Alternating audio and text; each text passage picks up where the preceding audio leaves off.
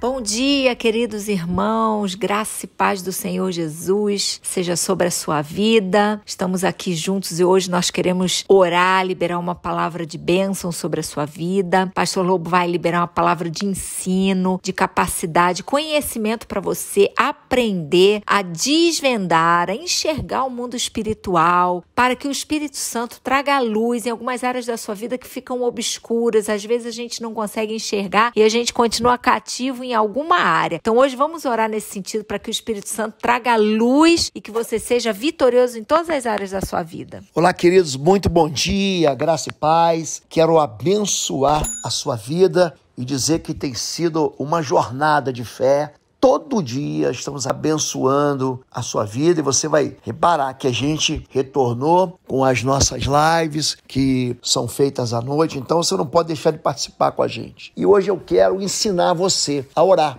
para enxergar o mundo espiritual. Jesus, ele diz em Lucas 6, verso 39 a 42, o seguinte: pode um cego guiar outro cego? Não cairão os dois num buraco? Por que você repara no cisco que está no olho do seu irmão e não se dá conta para a viga que está em seu próprio olho? Como você pode dizer ao seu irmão: deixe-me tirar o cisco do seu olho, se você não consegue ver nem a viga que está no seu próprio olho? Ou seja, tem muita gente querendo enxergar o mundo espiritual e os problemas da vida dos outros e não consegue discernir nem mesmo aquilo que está na sua própria vida. Existe uma diferença entre o verdadeiro e o falso discernimento, aquele que enxerga o mundo espiritual e aquele que não enxerga o mundo espiritual.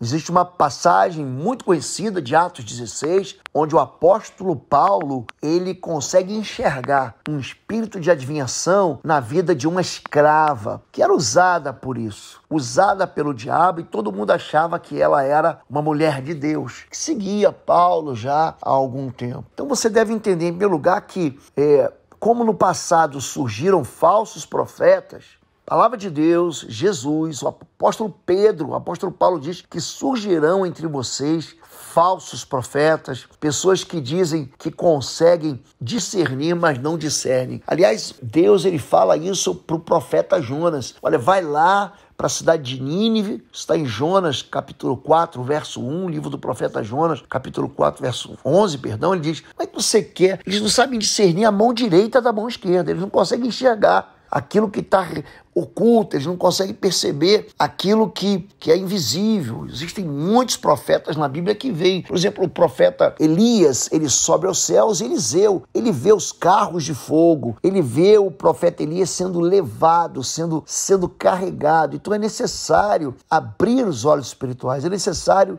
o discernimento. O discernimento espiritual é um dom.